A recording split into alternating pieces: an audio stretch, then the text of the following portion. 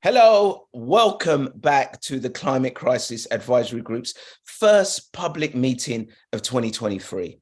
Now, whether you are a regular with us or this is your first time, we're delighted to have you here with us wherever you are joining from in the world. As we enter a new year, the climate crisis remains an ever-present and serious threat to the future of our planet and to humanity. Last year was a year in which societies around the world were gripped by climate change, with record-breaking heat waves, wildfires, and devastating flooding being the tip of the iceberg. But as always, at CCAG, we say there is hope and plenty of it. Last year, delegates at COP27 reached a historic agreement on loss and damage funding for the areas most affected by climate change. A major breakthrough was made in nuclear fusion, and lawmakers in the US set new commitments to emissions reductions over the coming decades. Now, whilst these are only small steps in the fight against climate change, they are reasons to be hopeful and cheerful for the year ahead.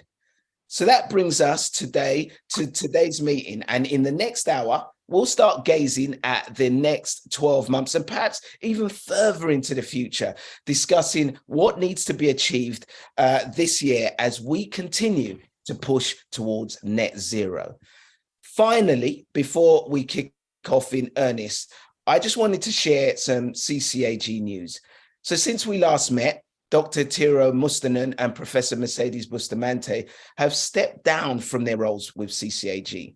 Tero has decided to commit more of his time to fighting for the indigenous community that he serves, whilst Mercedes has accepted a new role with Lula's new Brazilian government. We're, of course, delighted for both who remain allies and friends of CCAG. So thank you and good luck to both Mercedes and Tero. Okay, without further ado, let me introduce you to today's guests.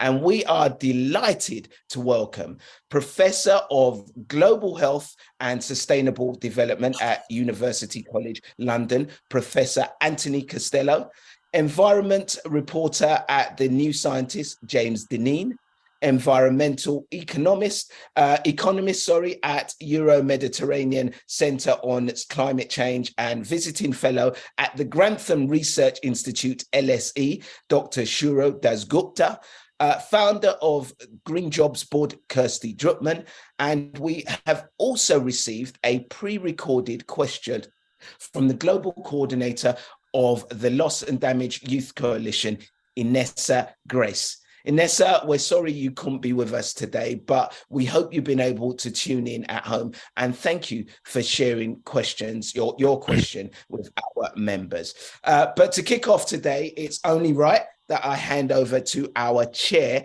Sir David King, to give us some opening remarks. So Dave, it's over to you. Thanks very much, Tero. Thanks very much, Ade. What I do want to first of all say is the sterling amount of work that both Tero and Mercedes have done for CCAG over the past few years.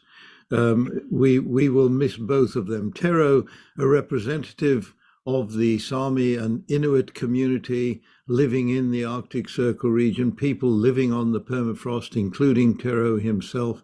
He's also a professor at the University of East Finland. And the point about Tero was he is running a group called Snowfall, which is taking up more and more of his time. And this group is representing the Inuit and Sami people at the negotiations on climate change. And we're losing, I think, a very important part of our community. The second person, Mercedes Bustamante, as you've just heard, has been called into the Lula government. I think we should be very, very proud of the fact that Mercedes has gone into that government, and she is keeping me in close touch with developments that are occurring in Brasilia at the moment. So I think we're also going to miss her, but we're very proud of her and the work that she did with us. But her movement back into government, it is back in. She worked with Lula before, is an indication of Brazil completely turning around on climate change and managing the future of their forests. Let me just quickly say something about this year. 2023 that we're in now is the year of COP28. I think this is a critically important year. We all know these extreme weather events are more extreme than we've had before. We're seeing temperatures which rise not by 0.1 degree above the previous record, but by 5, even 10 degrees in some parts of the world, like the west coast of America in 2021, when temperatures exceeded 50 degrees centigrade for a very significant period of time, all the way up to Canada. So what we know is we've got these extreme weather events. There is no better way for getting the attention of the world community on the challenges of climate change. But that doesn't mean that our work is done by managing to get some information out about these reports. Our work needs to be stepped up in this critical year before COP28.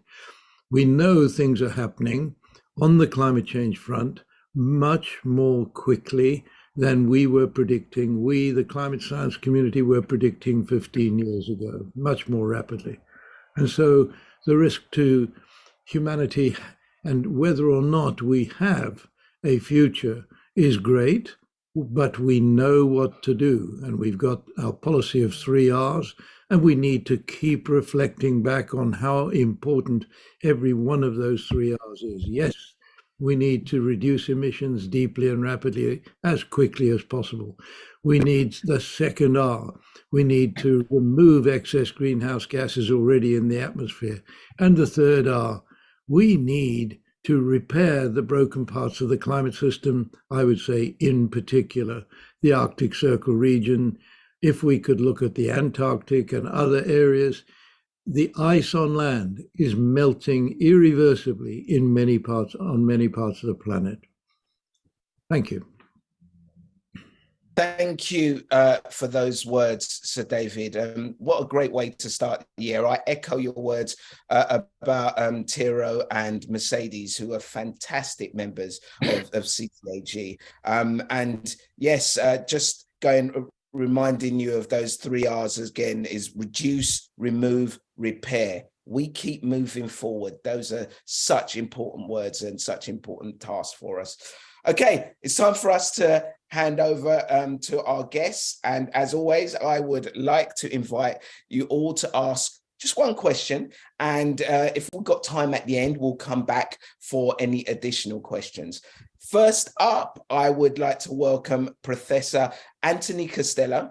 Anthony, thank you for joining us today. And I know you're heavily involved in the critical work of the Lancet Countdown. Perhaps you could briefly share some thoughts about the Lancet Countdown and the work you're doing there before asking your question. Thanks very much. Well, I'm a pediatrician by background, and I've done quite a lot of work in community health. And in 2007, the editor of the Lancet, Richard Horton, rang me up and said, I want to start commissions at the Lancet. Would you coordinate across University College London to produce a commission about the health impacts of climate change, which I knew nothing about at the time.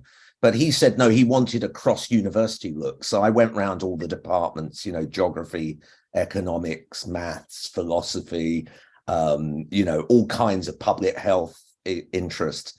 And in 2009, we published the first commission, and the strapline was that climate change is the greatest global health threat of the 21st century. And at the time, we got a lot of media attention, but it did provoke. There was some medics who said, oh, there's not enough evidence for this. I'm sure they wouldn't say that today. But anyway, we did another commission where we turned it on its head about 4 or 5 years later. That was called, that was all about, everything you do for climate change is good for your health, because you're going to clean the air, you're going to have better food security, local diets and the like. And then we set up a countdown. We said we're going to produce annual reports to be published in the Lancet. We've now got nearly 100 research institutions around the globe involved. And there are 5 working groups that introduce and measure each year indicators The first group is about health hazards, about exposures and impacts. The second looks at adaptation and planning in countries and whether countries are building resilience for health. The third is mitigation actions and health co-benefits. So, are we doing better on clean energy and reducing health sector emissions, for example? The fourth is about economics and finance. And the fifth is all about public and political engagement. And so it was very clear, and we were determined to do this. We weren't just going to talk about malaria and cholera and stuff like that, but we needed a health in all policies approach. Right. We're going to tackle this. And you guys all understand that very clearly, that this is as much about engineers, it's about meteorologists, it's trying to deal with heat, extreme weather, food and water insecurity, migration, epidemics. It's about politics.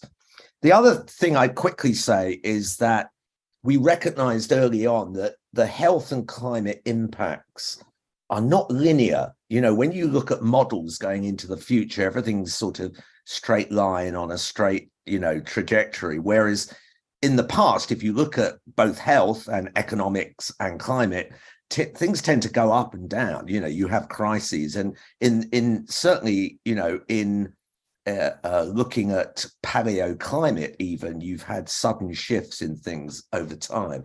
So if that's the case, that makes one really worried about what's happened in the last 10 years. In fact, a group of us wrote a commentary in the Lancet that you can download, that and our annual report for free. And in that, the title was "Climate Change is Threatening Our Health Survival Within Decades," because of the risks of tipping points and all the things that Sir David refers to, which has been happening recently, and a lot of alarming science coming out. So given that, at the same time, although all our indicators look bad and are getting worse, there are some glimmers of hope, in the sense that some of the responses, although they may be small, may not be linear as well. So there is a exponential rise in renewable energy, in the use of electric cars and stuff from a low base. But maybe, so my question is fairly simple. It's but very complex. Bearing in mind that we may be reaching tipping points, non-linear changes in the impacts of climate change, even at 1.2 degrees, but also the fact that the world is much more aware of the threat than 10 years ago and the need to respond quickly. So how does the panel balance optimism with pessimism about the future? And what can you be optimistic, or are you actually very pessimistic right now? It's a really good question, Anthony, and I mean optimism and pragmatism and the way we think is going to play just as important a part in helping us get through this as anything. I think let's hear from Sir Dave first of all on this. Are you optimistic or pessimistic, Dave, on the future?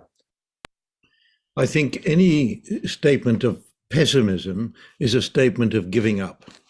So nobody is going to hear me anything other than optimistic.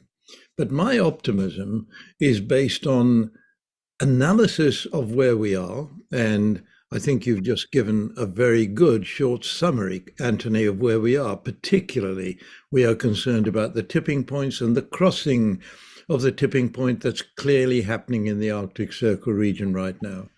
So what is the right reaction to this? That's where 3Rs comes in. We certainly need the big global focus that is happening at the moment on reducing our dependency on fossil fuels, managing too much in the way of methane emissions and so on. We need to do that, but we also need to work on the processes required to attempt, because if we don't do this, it's going to be very difficult to manage, to attempt to, for example, recool the Arctic Circle region during the 3 polar summer months. And we've got a big research effort here based in Cambridge, but it's a hub for activity around the world on managing that process. The second is, how do we remove excess greenhouse gases at scale? And what we're working on is the possibility of increasing the biodiversity of the oceans, the deep oceans, at the same time as taking up billions of tons of great greenhouse gases a year. So we need to work on all these fronts to create the possibility of a manageable future and then to deliver. Thank you, Sir Dave. Professor Lorraine Whitmarsh, with your social science head looking at this, what's your thoughts on the pessimism and the optimism side of things, not just for yourself personally, but also for us as a human race, because this is a challenge that we've been facing for a long time, isn't it? Yeah, absolutely. Yes. So I think this is a really great question. I'm glad we have an opportunity to talk about it, because it's absolutely the case that we see non-linear dynamics, as you pointed to, Anthony, within the natural systems, but also within social systems. And in terms of thinking about some of the areas where we are seeing change around, for example, electric vehicle adoption, and in some countries, change in diets towards more plant-based foods.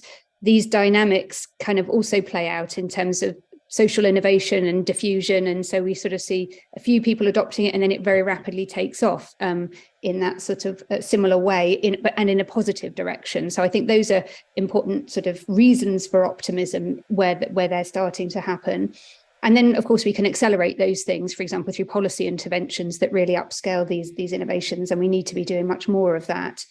And you pointed to sort of uncertainties and also crises as well. And so I think, there are so many of these things happening at the moment, and they can be very difficult to predict inevitably. But when they come along, they can also present opportunities. And we've seen that within COVID, for example, while there was huge amounts of loss of life and devastating consequences in many ways.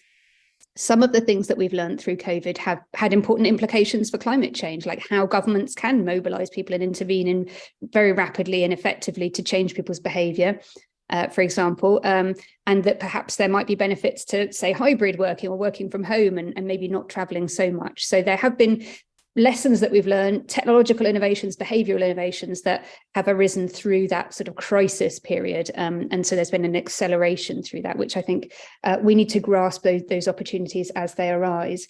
And I guess the final thing I'll say is about kind of fear doesn't motivate. We know that. So the more we can actually say, yes, there's a global emergency, but we still have a window in which we can act. There is hope. And offer a really positive kind of future. This is where we're heading to, which is not just a future in which we mitigate the worst climate risks, but also one where we address important health problems and inequalities and various other co-benefits, many of which are highlighted in the Lancet countdown. So I think highlighting a really positive vision of the future is absolutely what we need to be doing to motivate people.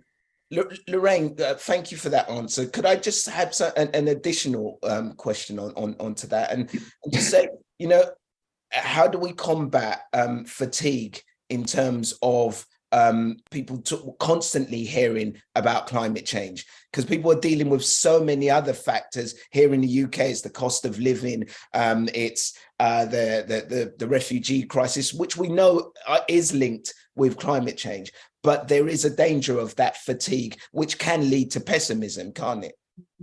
Yeah, absolutely. But I think it is about highlighting where there are these win-wins, these co-benefits, that the fact that there are so many. I mean, health is the really big area, health and well-being.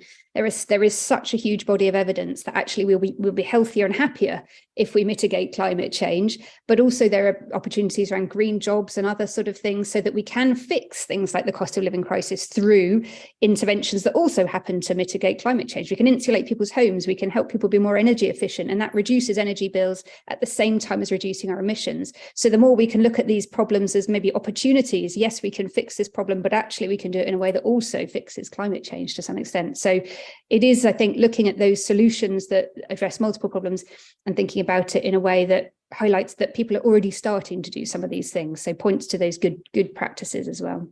Reminds me of one of my old basketball coaches who always used to say to us, bring me solutions, not problems. I don't want to hear about any of your problems, guys. Thank you, Professor Lorraine Whitmarsh, and also Sir Dave for your answers. And thank you, Anthony. We really appreciate your valuable insight and expertise. Next up, I'm going to give the floor now to James Deneen, a reporter at The New Scientist based in New York. And James, I appreciate you must have had an early start this morning. What is it? Is it about half 7 in the morning in New York? It's not too bad. Yes, it's 6:30. Well, listen, but happy to be here. Great. Well, thank you for joining us. It'd be great to hear your thoughts along with your questions for our members.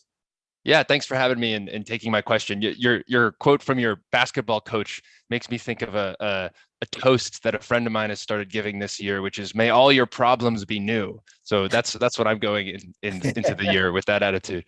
I think that 2023 will be a hopeful but also a complicated and maybe even frustrating year for action on climate change, because there's both more momentum and money than ever, but the effects of all that momentum won't necessarily be visible in key metrics right away. And there is potential for backsliding, for greenwashing and on.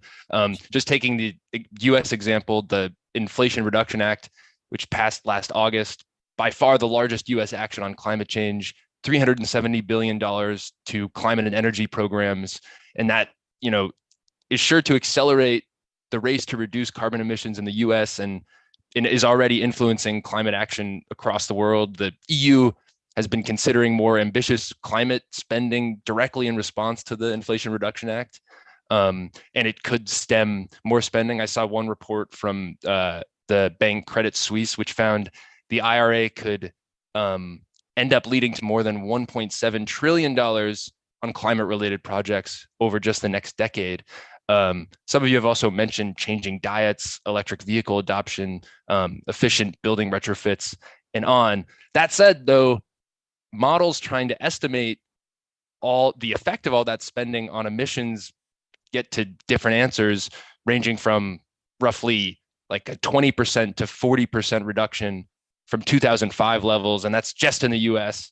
At the low end there, that's less than the emissions reductions that would have happened without the Inflation Reduction Act. So there's clearly huge momentum, but different possible endpoints decades away from all that momentum. And my question is, in 2023, which is early on in the game, what are the indicators you're watching to judge how much all that momentum on paper and all that money is actually moving the needle on emissions? Thanks, James. This is a really good question. I think I'll go to Christoph with this one. And Christoph, I'd like to hear your thoughts on this. Thanks very much, Ade, and thank you, James, for the question. Perhaps just linking this to what we were just hearing, unfortunately, I'm going to start off with a little bit of a pessimistic response, in that when we are speaking with policymakers today, climate change is not top of their agenda. Because of the cost of living crisis that Ade mentioned, because of the global energy crisis that we are currently in, because of the food crisis, there also is climate change, unfortunately, is slipping down the agenda. But it's despite that it's great to see the sorts of things you mentioned, like the Inflation Reduction Act, like the Repower EU strategy in Europe, because they aren't motivated necessarily or just about climate change. They're also about trying to hit some of these win-win solutions that Lorraine mentioned, things like creating new jobs for people, for onshoring new industries, for creating the industries of the future.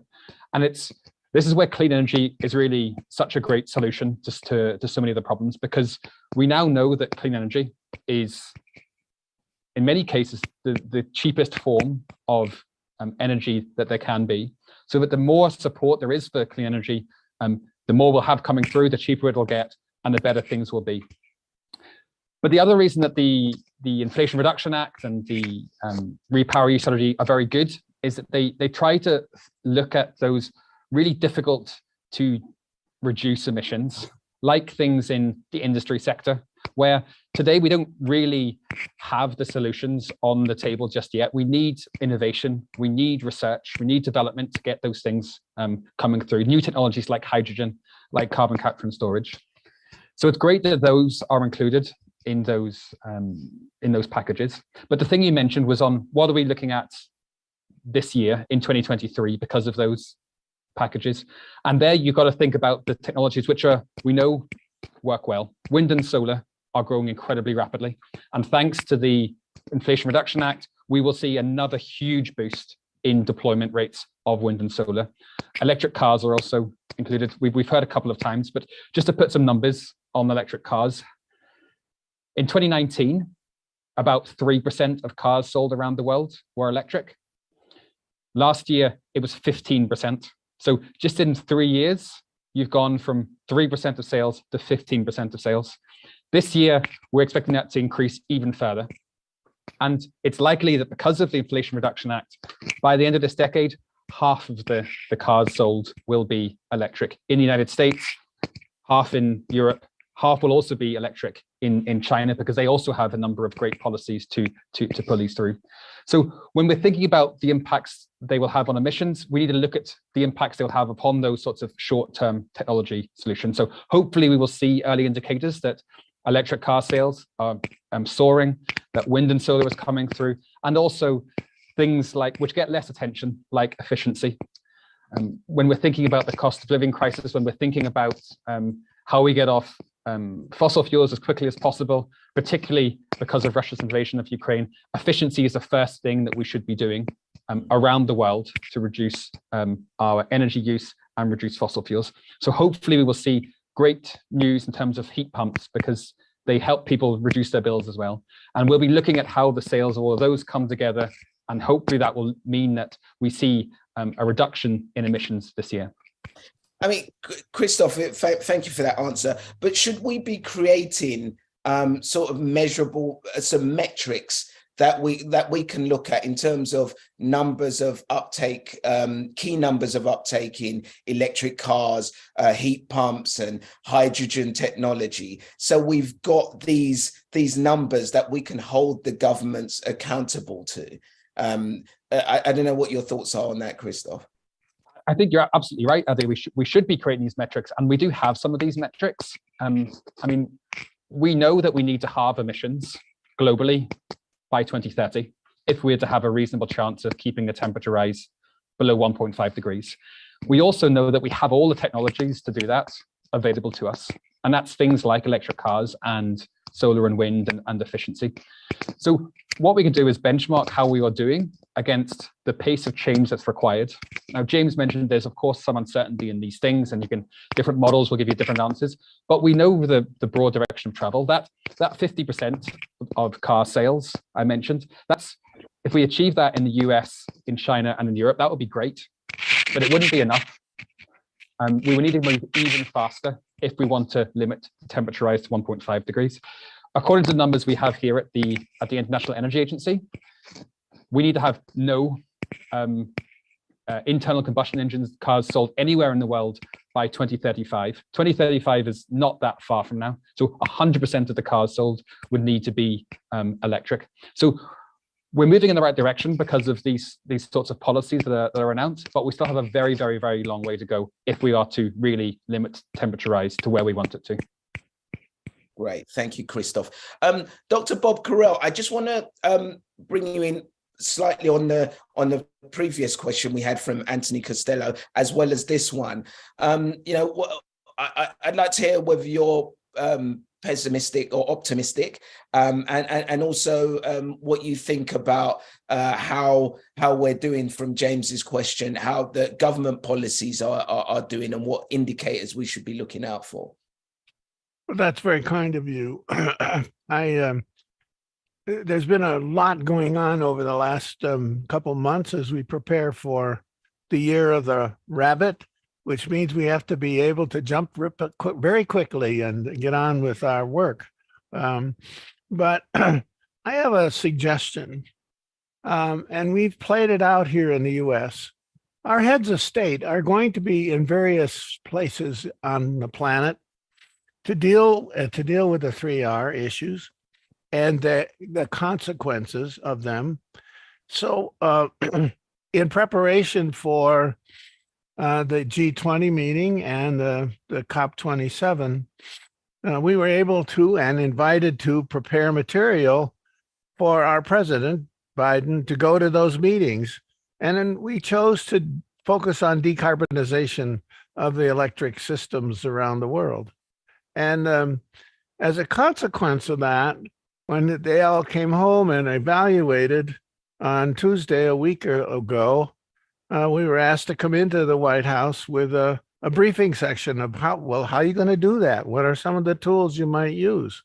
So I would ask, in terms of almost all the comments and questions, this idea of getting our heads of state well briefed.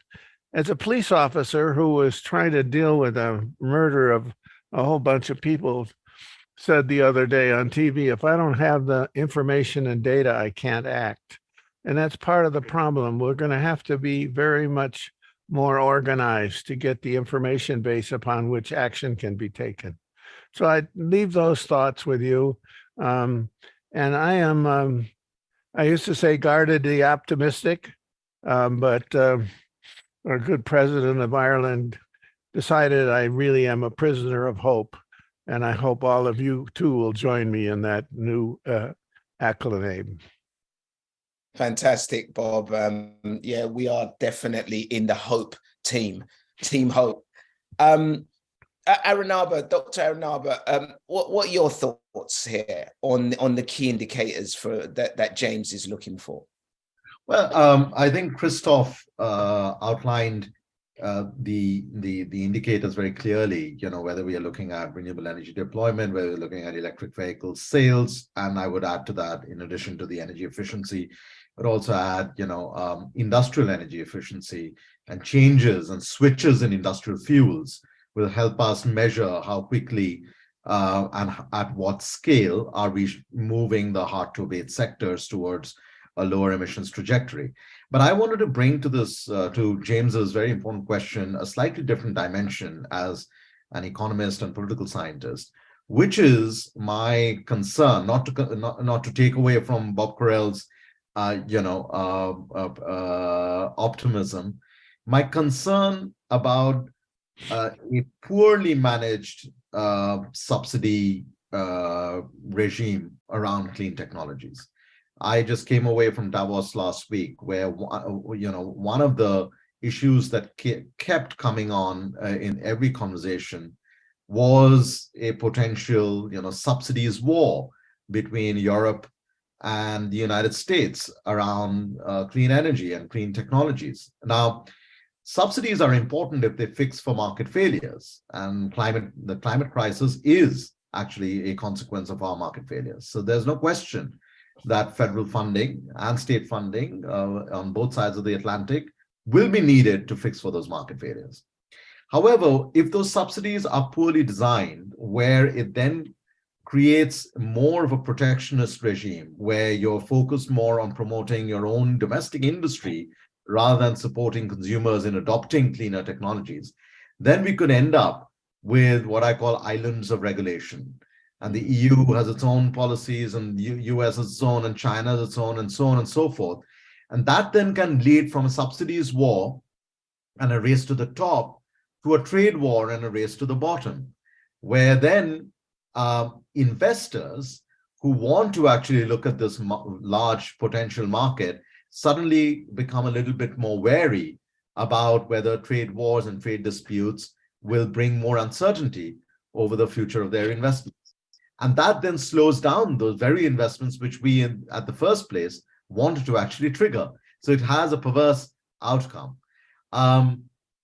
So I would argue that one of the metrics that we should be looking at over and above, the deployment of technology is the design of the policies. And are they designed to create a more interdependent and resilient and energy secure system of developing these new technologies?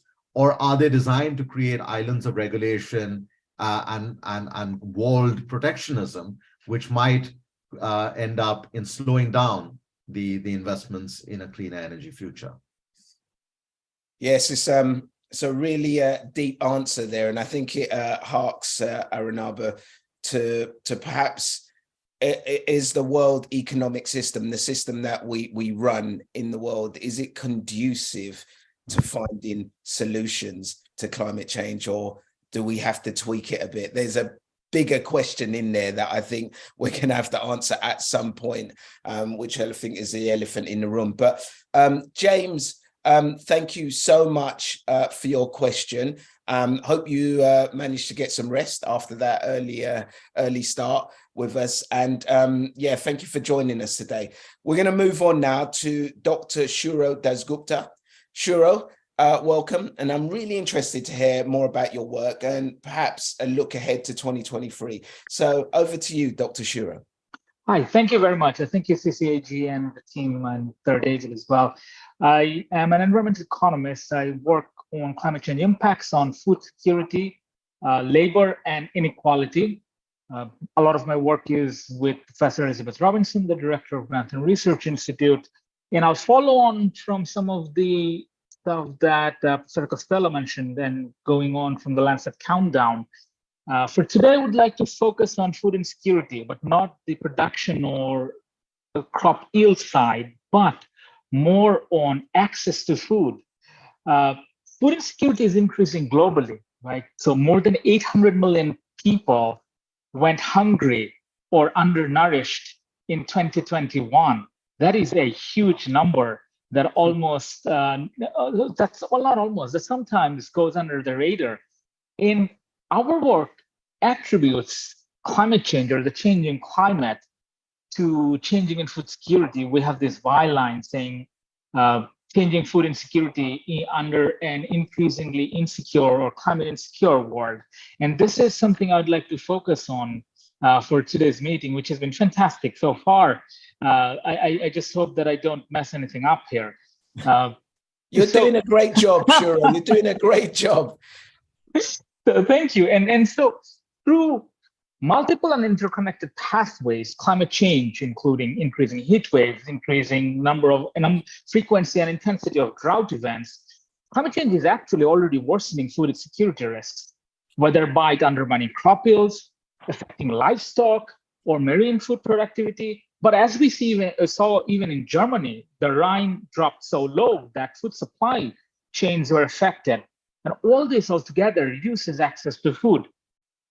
And of course, once people have less food on their plates, this contributes to malnutrition, which again is associated with some of the stuff that Professor Costello mentioned earlier, such as hypertension and diabetes. And of course, food insecure people are more susceptible to infectious diseases. Our own research shows that just in 2021, increase in the number of heat waves resulted in nearly 100 million people being food insecure. So essentially what we found out was that without climate change, there would be 100 million less people, less food insecure population, right? And so this is about a 3.7 percentage point increase in food insecurity. Looking forward, nonlinearity really kicks in. If the world, our research shows that if we manage to reach net zero by 2050, 150 million people will be able to have 150 million people food secure, right? Compared to a near catastrophic scenario. And this is in less than 30 years. And I'll come to my question. I've read the CCAG report with great interest on climate change and food systems. And as an economist, I always feel that global economy is lurching from crisis to crisis. And the world in general is going that, whether it be COVID or the continuous climate crisis. And this almost calls for proactive actions rather than reacting to crisis. We can't just be saying, well, there's a crisis, now what can we do about it? We almost have to anticipate at every turn, say what is coming and how can we help the people? My question is, what are the CCAG's plans to address and to exploit these issues, and especially on impacts on access to food and nutrition? There's so much been done on on the production and crop yield side, how can the CCAG, or what does the CCAG plan to do to work on these proactive actions rather than what the world is doing now to react at every turn? Thank you. Thank you for that, Shuro, and you didn't mess up. It's a really great question, and it's over to us and over to our panel now. I think I'll go to Dr. Aranaba first on this one, and it's kind of about how can we be one step ahead? How can we, as the CCAG, be proactive and give out a message to governments to help them get there before the problem becomes too overwhelming, I think is what Shuro is asking. Dr. Aranaba, your thoughts? Sure, your question is an extremely deep one. So I'm wary of an answer that might not respond in all its aspects, but let me try. Firstly, you're absolutely right about the impact of the polycrises that the world is facing in terms of food insecurity and in terms of income insecurity. And we know that over 100 million people have gone back into poverty. And as you outlined, there are several 100 million people going hungry to bed every night. And the polycrises hit first at access to food, and secondly, it hits to what Professor Costello was talking about in terms of access to healthcare, and it's those expenditures that become substantially larger proportions of one's household expenditure.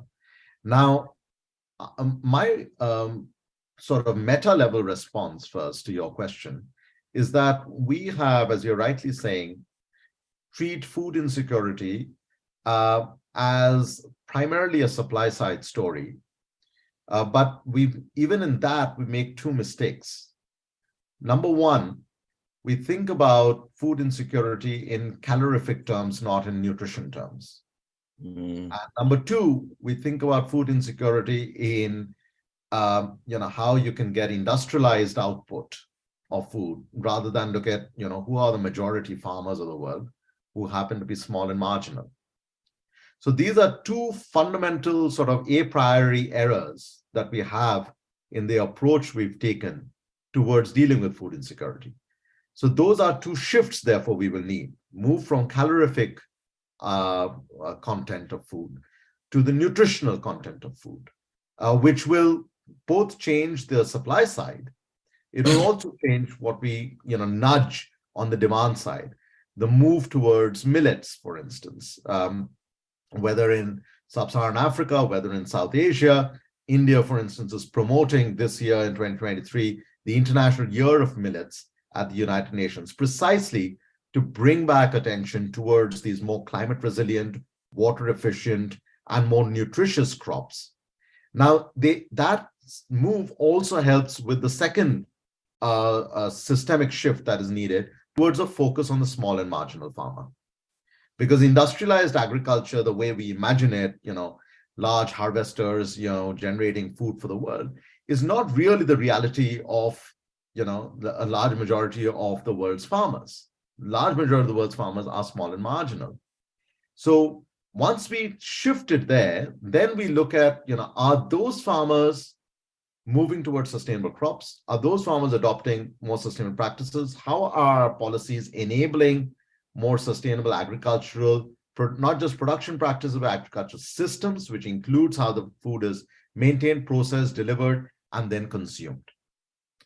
So that's one side of where we need to fix things. They don't entirely respond to your demand side question, but we do need a major shift on the supply side, which is not just about output. On the demand side, we have to get back into sort of,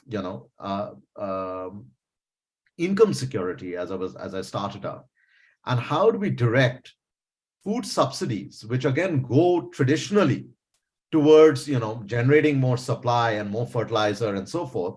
How do we direct food subsidies, which are across the world very contentious, towards nudging better demand side behavior, and also providing that insurance cushion for the so-called bottom of the pyramid households that have been impacted by these polycrises? So the subsidy reform on the food side, just like the subsidy reform on the energy side, is not the removal of subsidies necessarily. It is actually the redirection of subsidies towards the vulnerable and also nudging them towards better consumption. Those are at least two big kind of ideas that come to my mind. I don't know if they are sufficient to respond to your question, but at least I would start there. That's brilliant. Thank you so much. Yeah, sorry, Ade. Yeah, no, that's great, Shura, and thank you, Dr. Aranaba. I realise time is against us, and we've still got two more questions to go. But I really want to hear Sir David's thoughts on this with your CCAG chair hat on, and also with your government experience. You know, how seriously do governments take food insecurity, and what can we at CCAG do to help nudge them along? Not sufficiently seriously at all. But let me then also add, CCAG, and we are being challenged by this question. CCAG has been focused on creating a manageable future for humanity in the next many decades. We're not focusing on the current crises in terms of, for example, food production. But what we do know is that if we don't manage the climate change issue, the biggest challenge is going to be feeding the global population. I mean, I think the addition to our 3 Rs needs something that we have Lorraine to thank for, a 4th R, which is resilience. And resilience on food production, you would say, is going to be dependent on local countries, and we need very detailed information on what climate change will do. But the climate change scientists, we are very challenged by what is now happening in climate science. Things around the world were not predicted in the way they're now happening. And so it is a very, very important and difficult question. What we do know, I'll just give you one example. The country of Vietnam is all very close to sea level. It's created by the river delta that has come down over hundreds of thousands of years. It's very close to sea level. The 3rd biggest rice producer in the world. We believe that by mid-century, again, less than 30 years from now, the 90% of the land mass of Vietnam will be under seawater once a year. Once it's salinated, it's going to be very difficult to maintain rice production. But other parts of the world will also suffer in that way. Rice production is focused on various countries in the world, and then that feeds the world through the globalized economic system. We will all be impacted by what I've just described. So this is critically important. How do we manage to avoid these catastrophic future situations, but also how do we focus on the current crisis that we're faced with? You're raising such a good point, and we need to do much more work in this area. Yeah, we have to take food security more seriously. I think it could be the key to waking many more people up about the challenge we have with climate change, because one thing that will sharpen people's minds is when they know there is it's going to be a struggle to bring food in for their families. So Shuro, you didn't mess up at all. You brought in an absolutely humdinger of a question. Thank you very much for that. Thank you. Next up, we're going to turn to Kirsty Drutman. Kirsty, I appreciate you. You've also joined us at an early time this morning. So thank you so much for coming along. And I'm fascinated to hear about your work, your views on today's topic, and of course, your question for our members. Yeah, hi everyone. Good morning. It's extremely early here, but I wanted to make this call. My name's Kirsty Drutman, and my work is very much in the media storytelling space. I run a platform called Brown Girl Green on social media, and I also run a platform called the Green Jobs Board, which also is currently powered by social media, but a lot of it is reaching thousands of people around the world right now using the internet, educating them about what's going on with the climate crisis. And a lot of my work surrounds storytelling and how do we tell the story about climate and get people to be involved, which is a lot of what everyone here is talking about. And now with the Green Jobs Board that I'm doing now, like we identified that it's really difficult for people to learn how to build a career when it comes to climate and getting a job in this space. And with all that being said, it's great. Like I put out information. I'm an independent media entity. Like I said, I reach thousands of people all over the world, which is awesome. And I've worked with climate scientists in the past to, put out videos or put out content. And I think the interesting part is there's this disconnect between climate scientists, being in a lot of these policy rooms, which is great, and at the COP27s and the Davoses of the world. But it's like, how do we get that information to the public? How do we make that more accessible? And for me, I think about green jobs, and that's been a thing that's come up since I joined this call like 30 minutes ago, was like, we need to get people into these jobs. But it's like, where's the conversation? Where are the pathways? And I'm someone who's actively trying to educate people online on how to do that. And I'm kind of building the airplane as I'm flying it, because I don't come with all of those data sets or that information. So I'm just asking this group, like, I have the International Labor Organization's stats on what's going to happen with climate jobs, 24 million climate jobs by 2030. I have that as a data set, but I'm like, I guess my question's twofold. Like, A, how can there be a better relationship between climate scientists and people like me who are like media producers online, like on social media, who are reaching tons of people and like understand how to do that? Like, how can we build that relationship? And then the second piece is about telling the story about green jobs. What are some data sets that you all recommend I could be pulling to tell that story a bit better online, especially to get young people involved? Because I reach a lot of young people in particular who everyone says is the future, but as a young person, we're like, we don't know what to do and we're stressed out. So anyways, just would love any advice on both of those fronts. Thank you. Kirsty, thank you so much for your question. I really think you keep doing what you're doing, but I think it's about one of the things is about putting it across in a way that connects with your audience. We've got to get the story. One of the problems we have when you speak as scientists, experts in any field, is we fill a lot of our answers with jargon.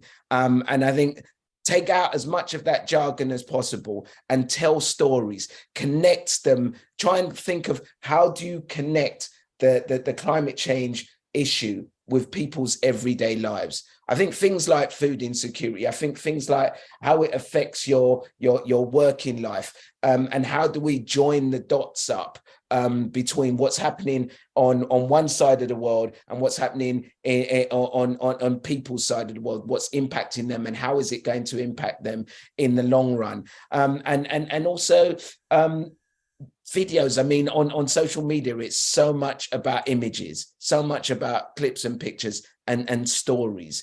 So that's my personal thought. I'm also going to pass on to Professor Lorraine Whitmarsh, I think, who's going to give us an even better insight. Thank you. Well, no, I agree completely with what you've just said, Ade. I think it is about connecting with your audience and framing around what they're interested in and what their needs are. So as we talked about earlier, highlighting those win-wins for people. So people are worried about cost of living crisis at the moment. Well, let's talk about how we can address that in a way that also addresses climate change, for example. There's some really great projects going on at the moment in the UK around trying to work with local journalists to bring to life climate action stories, so that, again, we're framing climate change much more about solutions than about problems. So what these local journalists are doing is identifying real people taking climate action, like installing heat pumps, for example, and then writing about why they've done that, how it was actually straightforward and the benefits that they're achieving, so that it's both highlighting how to do it, but it's also showing why and why that's beneficial to people. And so having those kind of real life exemplars is very powerful for people. So those kind of stories are great. So it's really, I think there's such a huge potential role that media and social media has to connect people with climate change in those very tangible ways. And I guess in a pragmatic way, you asked about how to get, how to link climate scientists, but yeah, there are kind of examples like the Science Media Centre in London, for example, does that in the UK. And I think there are some other places like that in other countries. So there are sort of platforms for connecting, but maybe we need to be better as well as a scientific community to kind of share what we do in more engaging ways. Yeah, and you can always contact us and check out on the CCAG website. We've got lots of stats and information, and our members are producing reports all the time with stuff that's digestible that you can use. And one other thing I'd say, Kirsty, is it's so much of it is about passion and emotion. That's what people believe when you're posting on social media. You know, the passion that you have, how important you think this is, and how much you think this is going to help in the future of the whole of the human race. It's always important to get your emotion and passion across with all of your social media posts. I'm sure you're doing that already. I'm an old fogey, so you know, I someone like you will know way more about how to get that message across on there, Chris. So thank you. We are now going to move on to Ineza. Yeah. Last but by no means least, we turn to our pre-recorded question from Ineza Grace, based in Rwanda.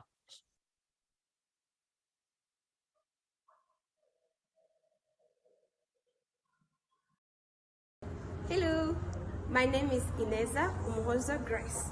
I am an ecofeminist, impact-driven actor based in Rwanda. I am the coordinator of the Lost on Damage Youth Coalition, which is a global coalition of more than 1,000 young people from more than 60 countries, holding leaders accountable to take action on addressing loss and damage. As we are moving forward at COP28, I want to challenge all of us to understand how this era is going to be critical for us, especially if we are going to move forward into economic development. We want to see a world where net zero is achievable and where just energy transition is accessible in all countries. My question to CCAG: how are you going to be the drivers of concrete hope in this generation, where we want to see the achievement of keeping 1.5 alive, where we want the net zero economic development to be achievable, and where we are not afraid to hold leaders accountable in the fake promises in the international corporations? Okay, go. Hello, my name is... That was Ineza's question.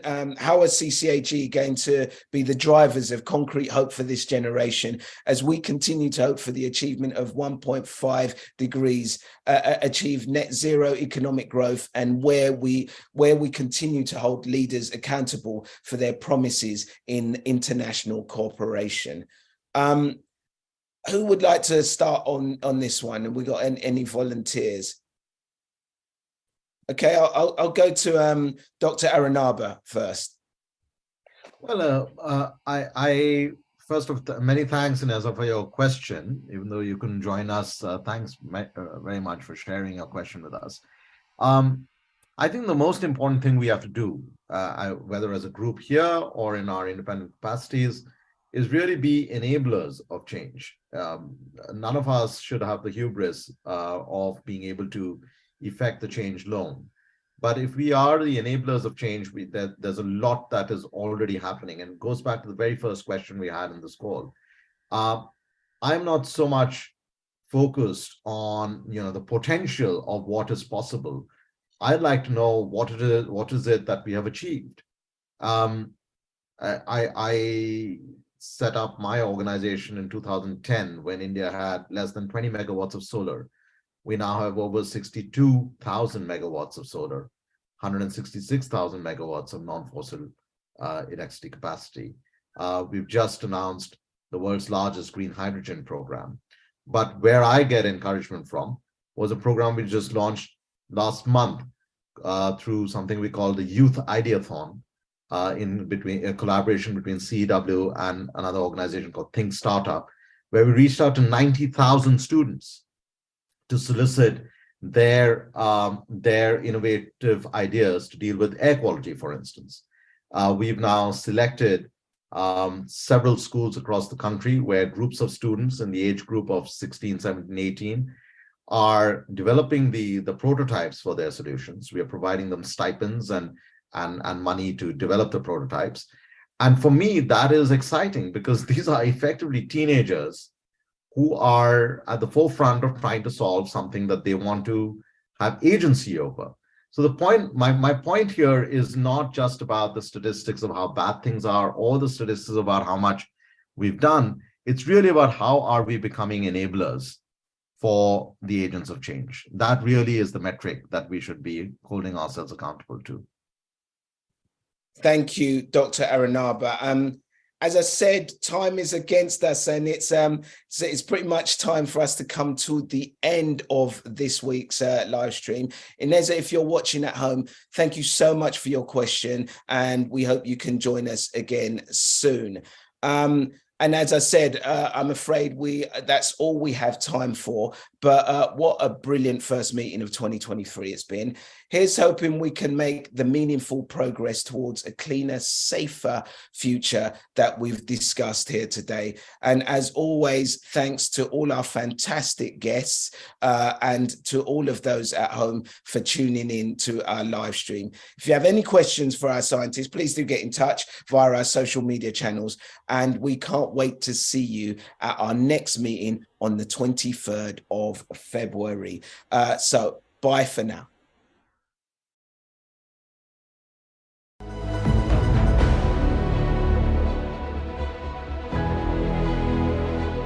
The situation with climate change is clear.